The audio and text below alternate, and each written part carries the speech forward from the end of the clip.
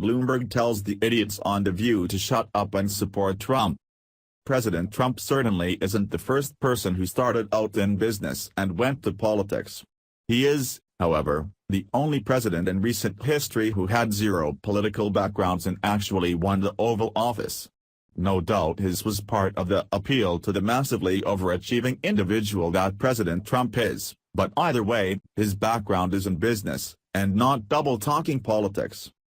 The former mayor of New York City, Michael Bloomberg, is known for his money and his political flip-flopping. But I guess if you're worth upwards of $50 billion, people will overlook a whole lot. Bloomberg was not at all a Trump supporter, even though they've no doubt run in the same New York circles for years. Despite his disagreements with the president and conservatives in general, Bloomberg has a very stern admonition for those who may not have supported the president in the past. Basically, this is our guy now and we need to support him. Via Western journalism, former New York City Mayor Michael Bloomberg said that whether they like him or not, Americans need to support President Donald Trump to help the nation succeed. Let's just all hope Donald Trump is a good president of the United States. We need this country to be run well, Bloomberg said Wednesday on The View. We have to make it work. You have an election.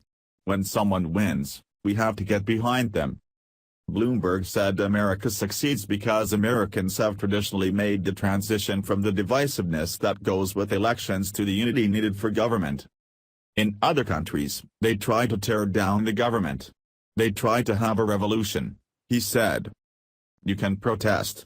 You can elect other officials. You can write letters. You make phone calls. You can carry signs. You can do all that, Bloomberg said. But in the end, we're a democracy. The public has spoken, whether you like the results or not. I love how they're trying to put him on par with the president, even though he was only a mayor. Yes, it was New York City, but it's the difference between 8.53 million and over 300 million. Big difference. Also of note is the fact that they are saying we shouldn't read too much into the Democratic loss in the Georgia special election. You know that if the Democrat had won, it would have been the end of the Republican Party as we know it. He's probably right, it was probably a local issue, but let's just remember this the next time they're spelling death for Republicans, to not read too much into it.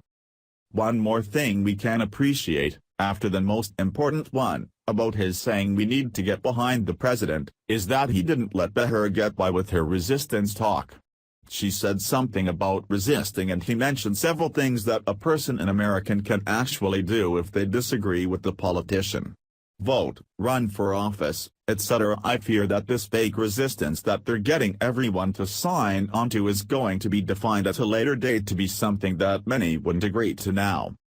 The former mayor is right though, supporting the president who's doing the good things now would be the best option. But you know, that would require some appreciation for a conservative, which isn't something that liberals are very good at.